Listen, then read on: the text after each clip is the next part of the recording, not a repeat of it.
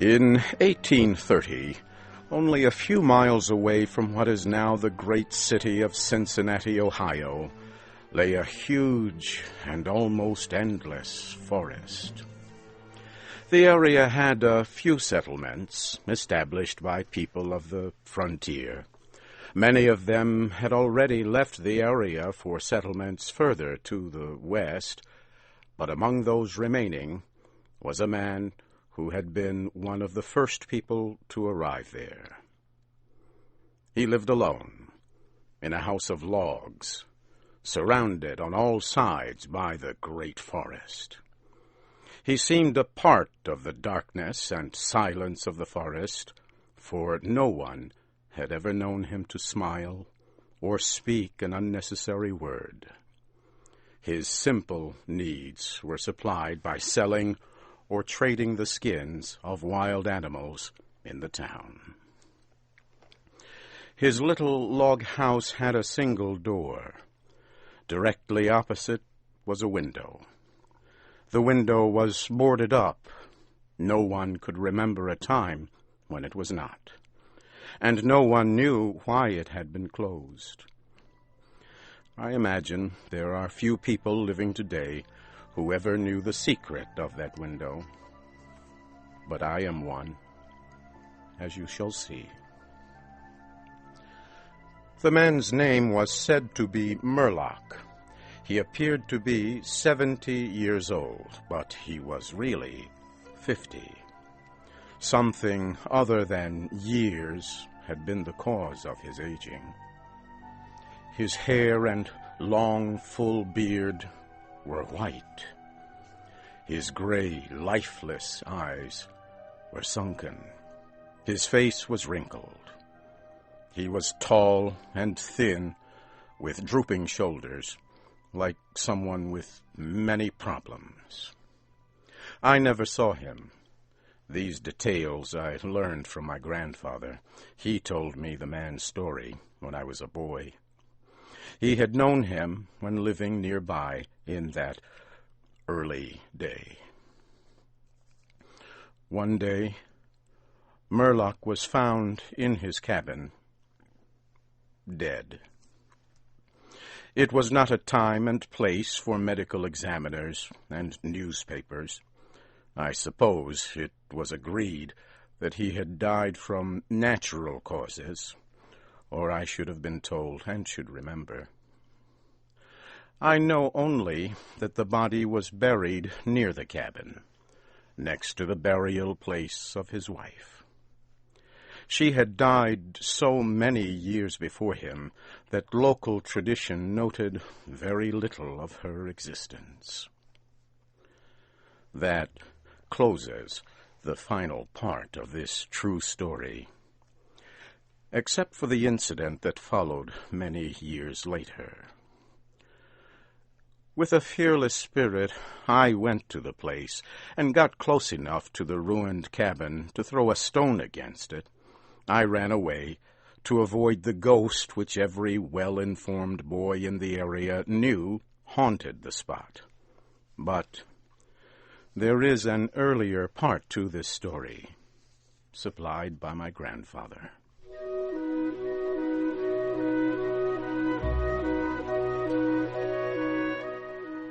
When Murlock built his cabin, he was young, strong, and full of hope. He began the hard work of creating a farm. He kept a gun, a rifle, for hunting to support himself. He had married a young woman in all ways worthy of his honest love and loyalty. She shared the dangers of life with a willing spirit and a light heart. There is no known record of her name or details about her. They loved each other and were happy.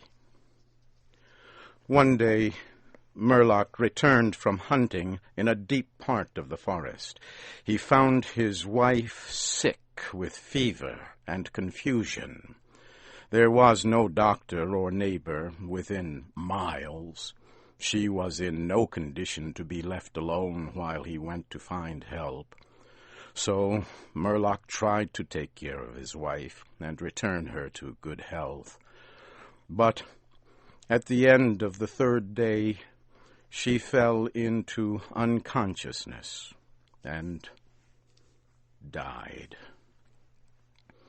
From what we know about a man like Murlock, we may try to imagine some of the details of the story told by my grandfather. When he was sure she was dead, Murlock had sense enough to remember that the dead must be prepared for burial. He made a mistake now and again while performing this special duty.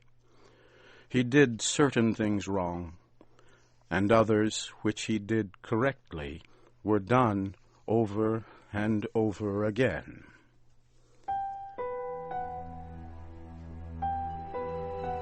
He was surprised that he did not cry, surprised and a little ashamed.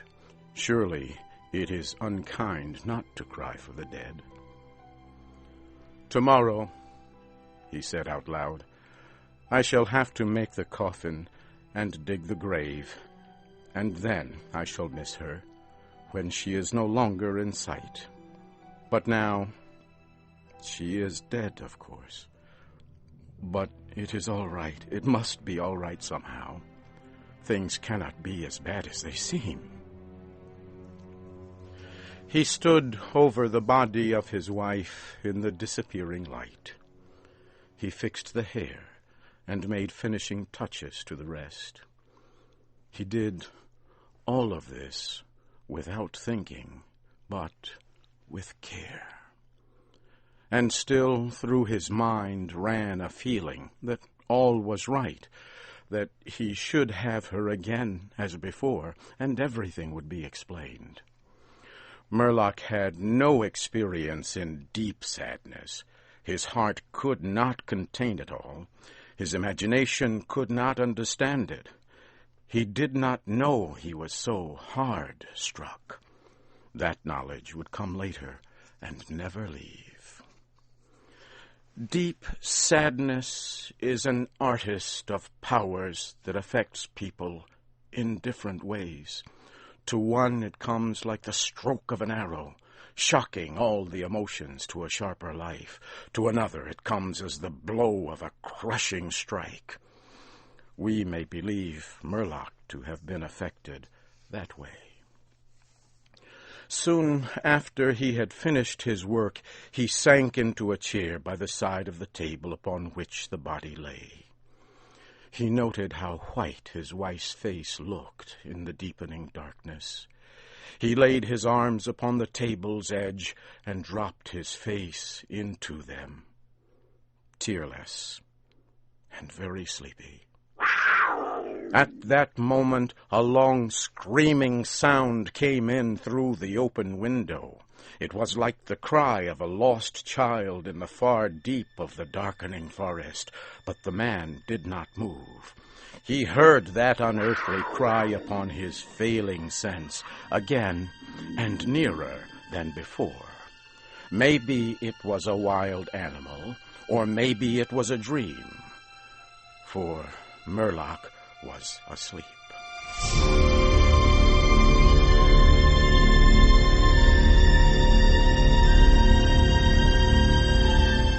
Some hours later, he awoke, lifted his head from his arms, and listened closely. He knew not why. There, in the black darkness by the side of the body, he remembered everything without a shock. He strained his eyes to see he knew not what. His senses were all alert. His breath was suspended. His blood was still as if to assist the silence. Who, what had awakened him, and where was it? Suddenly the table shook under his arms. At the same time he heard, or imagined he heard, a light, soft step, and then another. The sounds were as bare feet walking upon the floor. He was afraid beyond the power to cry out or move. He waited, there in the darkness, through what seemed like centuries of such fear. Fear as one may know, but yet live to tell. He tried, but failed to speak the dead woman's name. He tried, but failed to stretch his hand across the table to learn if she was there. His throat was powerless. His arms and hands were like lead.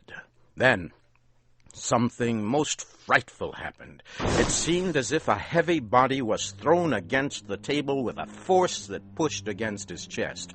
At the same time, he heard and felt the fall of something upon the floor. It was so violent a crash that the whole house shook. A fight followed, and a confusion of sounds impossible to describe. Murlock had risen to his feet. Extreme fear had caused him to lose control of his senses. He threw his hands upon the table. Nothing was there.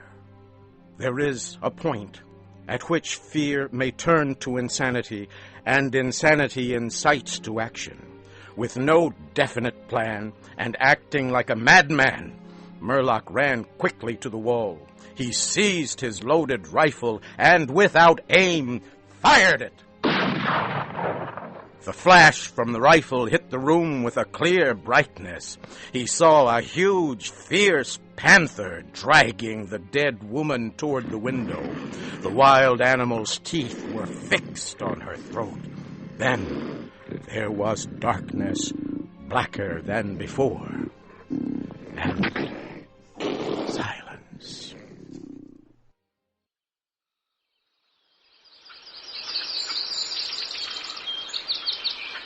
When he returned to consciousness, the sun was high, and the forest was filled with the sounds of singing birds.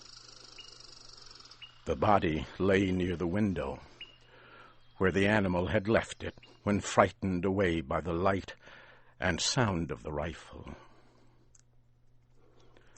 The clothing was ruined. The long hair was in disorder.